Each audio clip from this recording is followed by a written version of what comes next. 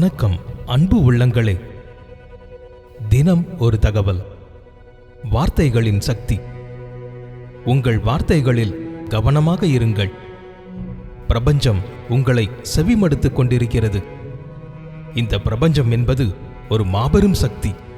அதற்கும் நம்மை சுற்றி இருக்கும் மின்காந்த புலன்களுக்கும் நெருங்கிய தொடர்பு உள்ளது. நாம் என்ன நினைக்கிறோமோ, என்ன செய்கிறோமோ, என்னவெல்லாம் சொல்கிறோமோ அவற்றையெல்லாம் நமக்கான விருப்ப குறியீடாக நம் மின்காந்த புலன்கள் மூலம் இந்த பிரபஞ்சத்திற்கு கடத்தப்படும். சிலர் எப்படி இருக்கிறீர்கள் என்று கேட்டால் ஏதோ இருக்கிறேன் என்று சொல்வார்கள். சிலர் மற்றவர்களின் பச்சாதாபத்தை பெற தன்னை ஒரு நோயாளியாக காட்டிக்கொள்வார்கள். சிலரோ புலம்பிக் கொண்டே இருப்பார்கள். அவர்களின் வாழ்க்கையை கவனித்தால் அப்படியேதான் இருக்கும். இல்லையேல் நிலைமை இன்னும் மோசமாக இருக்கும். அதாவது, ஒரே குடும்பத்தில் ஒருவர் நல்ல வளர்ச்சியை கொண்டிருப்பார், மற்றவர் அதே நிலையில் இருப்பார். காரணம் அவர்களின் எண்ணங்களும் வார்த்தைகளும் தான். நேர்மறையாக பேசுபவர்களின் வாழ்க்கை நல்ல முன்னேற்றத்தை காட்டும். விளையாட்டிற்கும் கூட எதிர்மறையான வார்த்தைகளை பிரயோகிக்க கூடாது. இந்த பிரபஞ்சம் அதையே நாம் விரும்புவதாக ஏற்றுக்கொண்டு அதை ஒத்த எதிர்மறையான நிகழ்வுகளையே மேலும் மேலும் கொடுத்து கொண்டிருக்கும். வேலை பிடிக்கவில்லை என்ற மனநிலையோடு வேலைக்கு செல்வோம் என்றால் நாம் அந்த வேலையில் பல இன்னல்களை சந்திப்போம். ஒரு உயர்வும் இருக்காது. என்னை யாருக்கும் பிடிக்கவில்லை என்று புலம்பினால் எல்லோரும் நம்மை வெறுப்பார்கள்.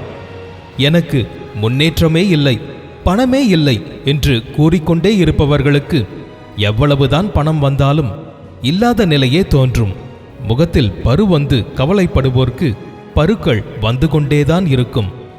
அழகில்லை என்று வருந்துவோர்க்கு உள்ள அழகும் போய்கொண்டே இருக்கும். ஏழை ஏழையாகவே காலம் காலமாக இருப்பதற்கு அவர்களின் அதே மனநிலைதான் காரணமாகின்றது. ஆனால் அதில் ஒரு சிலர் மீண்டு உயரப் போய்கொண்டே இருப்பார்கள். அது மட்டுமன்றி நேர்மை இல்லாதவர்களுக்கு எங்கும் ஏமாற்றம் மட்டுமே எஞ்சி நிற்கும். பொய் பேசுபவர்களுக்கு பொய்யானவர்களே சூழ இருப்பார்கள். நாம் எதுவோ அதுவேதான் எல்லாமாகி போகும். ஒன்றை மட்டும் புரிந்து கொள்ளுங்கள். நாம் அழுகிறோம் என்பதற்காக துன்பங்கள் வராமல் இருக்காது. இதுதான் வாழ்க்கை. இதற்கு நாம் தயாராகிக் கொண்டே இருக்க வேண்டும். ஒரு துன்பம் போக இன்னொரு துன்பம் வந்தே தீரும். மன உறுதியை வளர்த்து கொண்டால் அவற்றை நாம் கடந்துவிடலாம். எந்த வேலையை செய்தாலும் அதை அதன் பெருமதியை உணர்ந்து அதில் நம் சிறப்பை காட்ட வேண்டும். நோயிலேயே வாடினாலும் நான் ஆரோக்கியமாக இருக்கிறேன் என்று மனதார நம்பி அதையே சொல்ல வேண்டும். நோயில் இருந்து மீள பிரபஞ்சம் வழியை காட்டும்.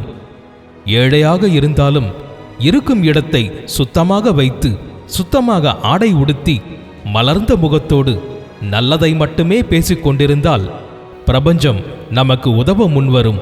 மாறாக புலம்பிக் கொண்டே சோக முகத்தோடு குளிக்காமல் அழுக்கான ஆடையோடும் இருப்பிடத்தை குப்பையாக வைத்திருந்தால் அந்த வாழ்க்கை மட்டுமே இறுதி வரை தொடரும். புலம்புவர்கள், நேர்மையில்லாதவர்கள், சுத்தமில்லாதவர்களை விட்டு எட்ட நில்லுங்கள். அவர்களின் மின்காந்த புலன்கள் உங்கள் மின்காந்த புலன்களை எதிர்மறையாக மாற்றிவிடும். உடையில் சிறிது கிழிசல் இருந்தாலும் அணிய வேண்டாம். இருப்பதில் நல்லதை உடுத்துங்கள். நேர்த்தியாக உடுத்துங்கள். உடைந்த பொருட்களை அகற்றிவிடுங்கள். வாழும் இடத்தை அழகாக ஒழுங்குபடுத்தி சுத்தமாக வைத்திருங்கள். மாற்றம் அங்கிருந்து ஆரம்பிக்கும்.